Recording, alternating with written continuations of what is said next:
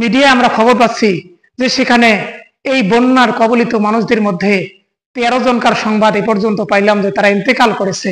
এই যে 13 জন মানুষ বন্যায় ইন্তেকাল করলো, তবে আমি ছাত্র সমন্বয়ক ভাইদের কাছ থেকে যেটা শুনলাম যে প্রতিবেশী দেশ ভারত তারা না জানিয়ে এই পানি দিয়েছে, তাদের সাথে সমন্বয় করেনি, তাদেরকে বলেনি, তাদেরকে প্রস্তুতি নিতেও বলেনি।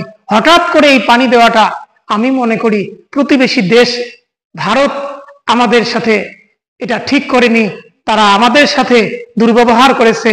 আল্লাহ তাআলা বলেন, যদি কোনো মানুষের বিপদে দাঁড়ায় তাহলে আল্লাহ তাআলা তার বিপদে দাঁড়ায়। যদি কোনো মানুষকে সাহায্য করে আল্লাহ তাআলা তাকে সাহায্য করে। সেই হিসাবে আমি প্রতিবেশী দেশ ভারতকেও বলবো, আপনারা যদি বাংলাদেশকে হিংসা করেন তাহলে হিংসা করতে পারেন, কিন্তু আল্লাহ তাআলার কাছে আপনারা পার পাবেন না।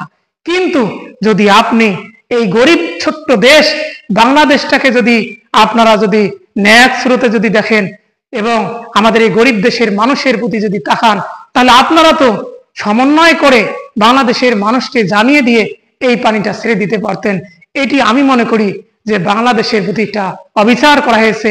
জানি না এটা কোন কারণে হয়েছে, তবে আল্লাহ তাআলা যেন ভারতের প্রতি, ভারত সরকারের প্রতি আল্লাহ তাআলা তাদের মগজটাকে ধলাই করে দিয়ে আল্লাহ তাআলা যেন সহি বুঝ দান করে এবং বাংলাদেশের প্রতি একটু সহানুভূতিশীল হওয়ার তৌফিক দান করে।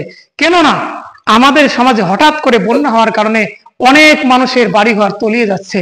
কেউ বা গলা পানি, কোনো জায়গায় রাস্তাঘাটের মধ্যে গলা পানি এবং কোথাও বা হাঁটু পানি, কোথাও বা কোমর পানি, সেখানে অনেক মানুষ মারা যাচ্ছে।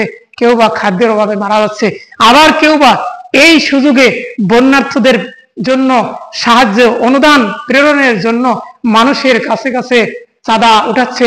কেউ বা সত্যিকার অর্থে যারা বন্যায় কবলে পড়েছে এই বন্যার্থদের মাঝে তারা ত্রাণ বিতরণ করতেছে। কেউ বা এই সুযোগে চাঁদাবাজি ধান্দাবাজি করে মানুষের কাছ থেকে অর্থ লুটপাট করে নিচ্ছে।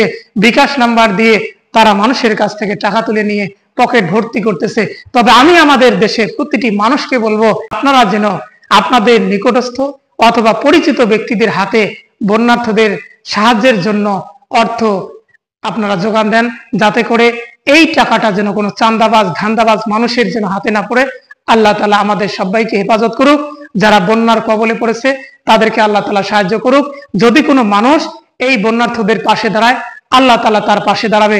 যদি কোনো মানুষ বন্যার্থদের প্রতি কুদৃষ্টি দেয় অথবা এই সুযোগে তাদের বাড়িঘর লুটপাট করে নেয়, তাহলে আল্লাহ তাআলার হাত থেকে তারা রক্ষা পাবে না।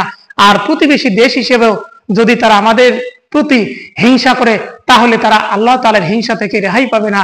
আর যদি প্রাকৃতিক কারণে হয়ে থাকে, তাহলে আল্লাহ তাআলা আমাদের এই দুর্যোগ থেকে, এই কবল থেকে, এই বিপদ থেকে আল্লাহ তাআলা আমাদেরকে মুক্তি দান করুক। আল্লাহুম্মা আমিন।